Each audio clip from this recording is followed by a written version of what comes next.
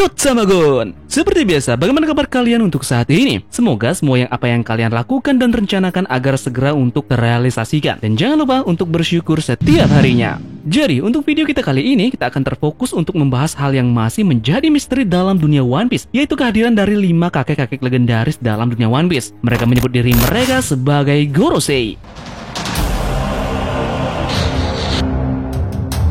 Di awal kemunculannya saja, mereka sudah mengejutkan kita bersama bahwa orang-orang ini punya jabatan yang paling tinggi kedua dalam pemerintahan dunia. Mereka adalah leader dari organisasi pemerintahan dunia. Oda masih menyembunyikan identitas dari masing-masing anggota Gorosei ini. Kita semua masih belum mengetahui apakah kekuatan dari Gorosei ini dan bagaimana bisa para kakek-kakek tua ini masih hidup sampai sekarang, walaupun dikatakan mereka adalah orang-orang dari abad kekosongan. Banyak sekali misteri yang masih belum terkuak dari mereka. Salah satunya adalah desas-desus kekuatan keabadian yang disinyalir mereka miliki sampai detik ini. Kemudian, tidakkah kalian curiga kenapa selama ini tampilan wajah dari CP0 dan juga Vegapunk sampai sekarang masih belum ditampilkan? Apakah ada rahasia di balik wajah mereka? Menarik untuk membahas ini semua, jadi kita akan bahas dalam video kita kali ini. Namun seperti biasa, jangan lupa subscribe, like, dan share untuk bentuk support kalian atas channel ini ke depannya. Jika sudah, terima kasih banyak dan bersiaplah nakama. Tarik jangkar dan mari kita berlayar.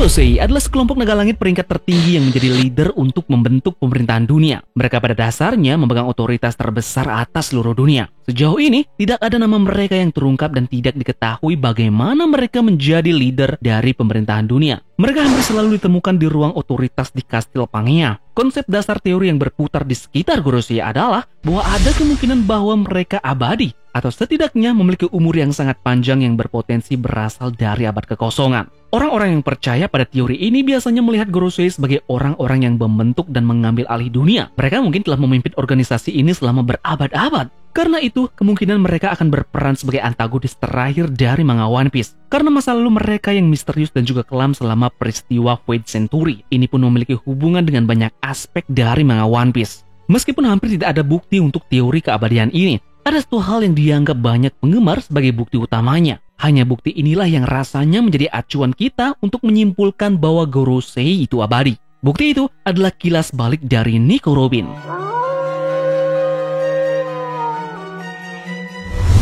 Selama kilas balik Robin tentang kehancuran Ohara, Gorosei ditampilkan secara singkat selama cerita itu. Secara penampilan mereka di kilas balik itu, mereka tampaknya memiliki penampilan yang sama persis dengan yang mereka miliki di jalan cerita saat ini.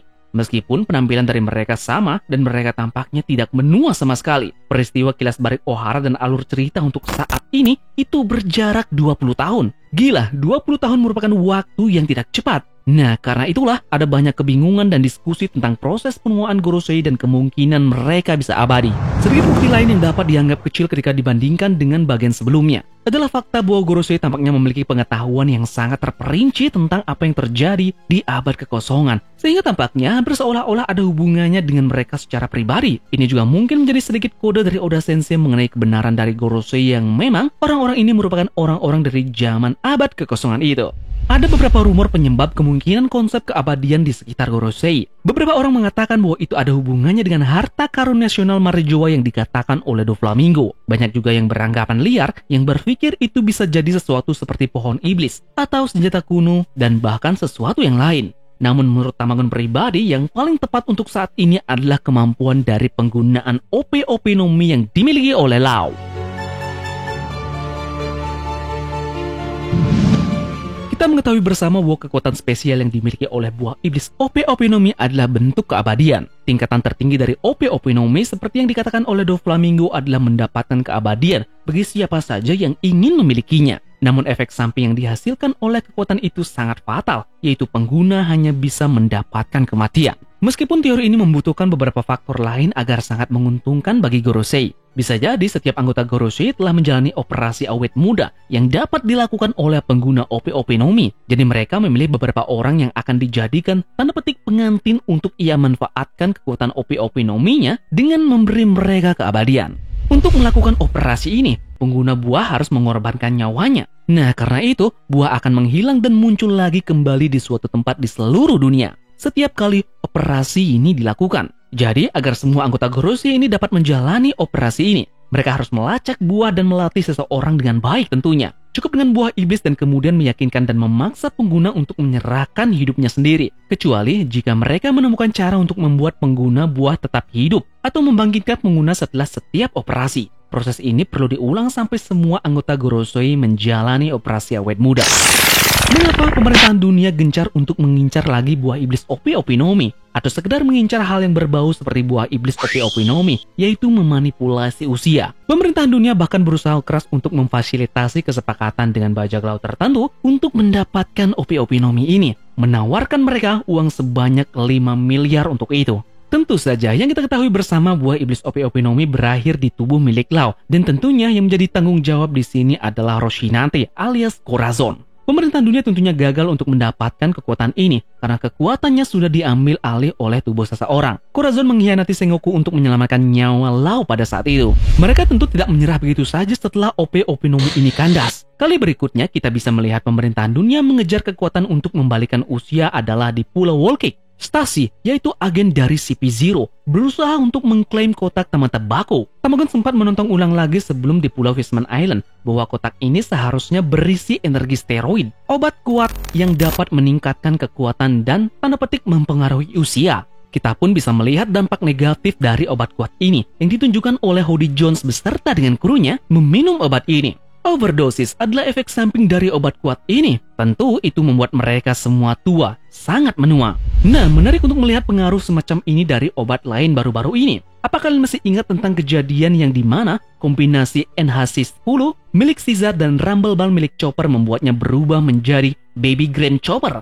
Inilah efek yang sama yang dimana kombinasi NHC-10 Caesar dan Rumble Ball Chopper membuat Chopper menjadi lebih muda atau bisa disebut bayi. Hal ini mungkin terkait dengan kureha dan rahasia umur panjangnya. Nah, tampaknya pemerintahan dunia berusaha mendapatkan kotak Tamata Bako, jadi mereka pasti memiliki pengetahuan tentang ini. Nah, ini yang menarik. Ketika ditanya tentang usianya, Stacy bereaksi dengan marah, seolah-olah dia jauh lebih tua dari yang terlihat. Melihat hal ini, teori liar Tamagon kali ini adalah mungkinkah pemerintahan dunia sudah memiliki kemampuan ataupun keahlian untuk mempengaruhi usia suatu individu dan hanya mencoba untuk menjaga cara lain untuk jatuh ke tangan orang lain? Mungkinkah juga anggota para CP0 ini punya perawakan yang nyaris mirip seperti Gorosei? Kemungkinan layaknya sudah menua lah. Namun karena kemampuan memanipulasi usia, perawakan mereka nyaris terlihat awet muda. Ini akan menyatakan pemerintahan dunia setidaknya memiliki kekuatan untuk membalikan usia. Bagaimana jika alasan dari pemerintahan dunia gencar mencari tanda petik kemampuan jenis seperti ini guna kepentingan lainnya, yaitu untuk membuat abadi ataupun memperpanjang usia dari karakter lain, semisal Vegapunk, Im-sama ataupun agen khusus mereka, yaitu CP0. Dari awal, memang pemerintahan dunia ini sangat gencar untuk mencari keberadaan buah iblis Ope Opinomi. Bahkan yang Tamagon jelaskan tadi, yaitu kotak Tamata Bako yang ada di Wall Cake Island. Begitu juga dengan kekuatan dari Jewel Ribboni. Nah, jika mereka memiliki kekuatan seperti itu, siapakah yang akan menjadi prioritas? Im-sama pasti adalah nama yang diprioritaskan duluan untuk kekuatan ini. Begitu juga dengan Vegapunk dan juga implikasi aneh tadi di Stacy dengan CP0. Bagaimana jika mereka semua adalah tipikal yang sama dengan Gorosei yang mempunyai fisik dan tampilan serupa? Sangat mencurigakan bukan dengan tidak diungkapnya ke publik bagaimana sosok dari CP0 dan juga Vegapunk ini. CP0 tentunya memakai topeng. Ini sangat aneh. Tentunya karakter-karakter yang tidak terungkap wajahnya selama ini, Oda pasti selalu menyembunyikan sesuatu dari karakter ini. Entah itu sejarah masa lalu ataupun orang-orang yang terkait nanti dengan keberadaan karakter yang tidak menampilkan wajah ini. Bagaimana jika Vegapunk dan CP0 ini adalah orang yang juga didasarkan dengan inisial D yang memang juga hidup dari abad kekosongan? Maka dari itu, Oda Sensei pun menyembunyikan wajah mereka ke publik sampai sekarang. Sepanjang cerita, Tamagon sering menemukan hal yang dimana Marinir selalu menyebut Vegapunk sebagai tanda petik orang tua beberapa kali. Sangat aneh bukan? Apa ini sebuah foreshadow ataupun memang sengaja Oda Sensei menempatkan tanda petik kata orang tua dari lambe para marinir? Nah, disinilah uniknya. Apakah ini yang membuat kita percaya bahwa Vegapunk ini memiliki kepribadian ataupun penampilan seperti layaknya orang tua?